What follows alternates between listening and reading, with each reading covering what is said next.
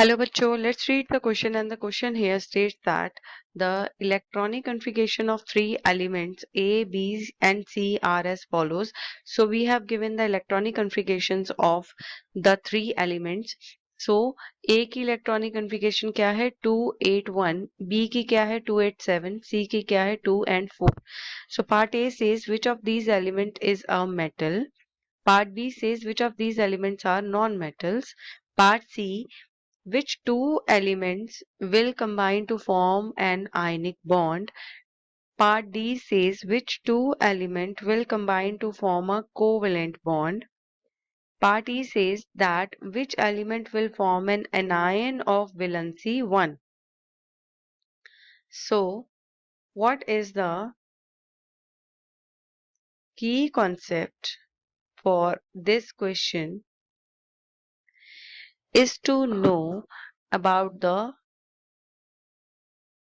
type of bond formation and about metals and non-metals. So now, अब जो part A है उसमें हमें बताना है कि which of these element is a metal. So as you can see A का अगर हम इलेक्ट्रॉनिक कॉन्फ़िगरेशन देखें तो उसका टोटल करें तो 2 8 एंड 1 दैट इज 11. सो 11 किसकी इलेक्ट्रॉनिक कॉन्फ़िगरेशन है उसकी है सोडियम की. सो सोडियम जो है ये एक क्या है मेटल है. So that means A is a metal. अब अगर बात करें हम पार्ट बी की, सो इसमें पूछा है कि which of these elements are non metals. So non metals कौन से होंगे. अब यहाँ पर है 2 8 एंड 7. सो यहाँ पर इलेक्ट्रॉनिक कॉन्फ़िगरेशन हो जाती है 17. सो दैट मीन्स 17 किसकी है क्लोरीन की.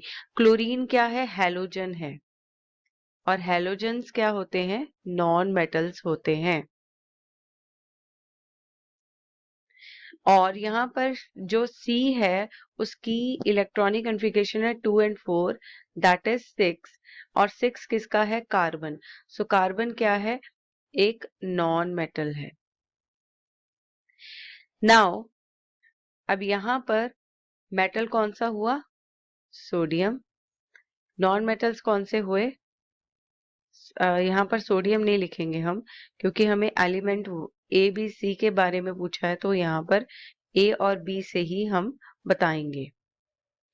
तो यहाँ पर सबसे पहले हमने बोला था दैट ए इज मेटल और यहाँ पर हमने बताना है कि नॉन मेटल्स कौन से होंगे.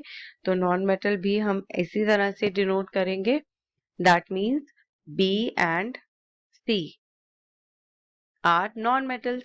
So which part C says which two elements will combine to form an ionic bond.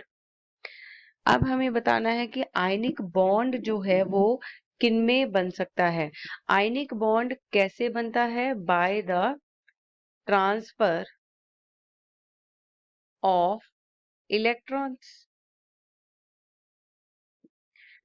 अब यहाँ पर हम देखें जो A है उसकी इलेक्ट्रॉनिक कॉन्फ़िगरेशन है 2 8 एंड 1 यानी कि उसके आउटर मोस्ट इलेक्ट्रॉन्स हैं 1. अब उसको ये इलेक्ट्रॉनिक कॉन्फ़िगरेशन स्टेबल करने के लिए it can lose 1 electron easily.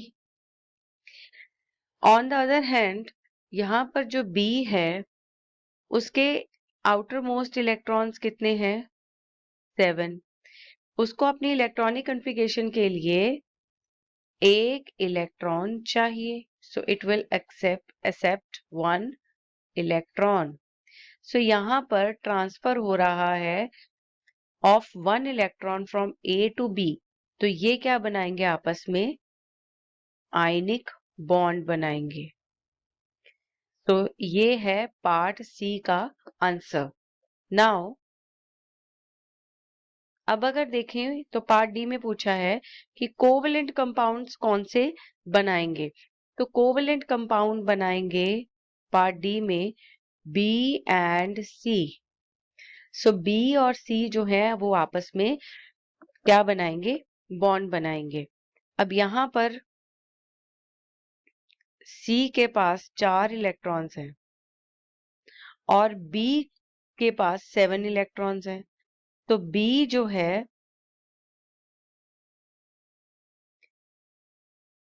वो क्या करेगा, यहाँ पर 4 एलिमेंट्स जो हैं B के वो शेयरिंग कर लेंगे C के साथ इलेक्ट्रॉन्स की, और जिससे सबकी इन सारे एलिमेंट्स की जो इलेक्ट्रॉनिक अरेंजमेंट है वो हो जाएगी स्टेबल। सो यहाँ पर ये शेयरिंग ऑफ इलेक्ट्रॉन्स हो रहा है, तो यहाँ पर कोवलेंट बॉन्डिंग बनेगी। सो कोवलेंट बॉन्ड किसके बीच में बनेगा, बी एंड सी के।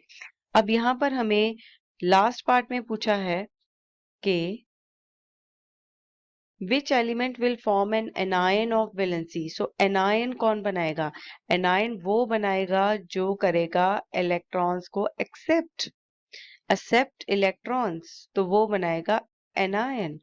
और एक इलेक्ट्रॉन जो एक्सेप्ट कर रहा है तो वो यहाँ पर है B. So B will accept 1 electron and form an anion. I hope you have understood this answer very well. All the best and thank you.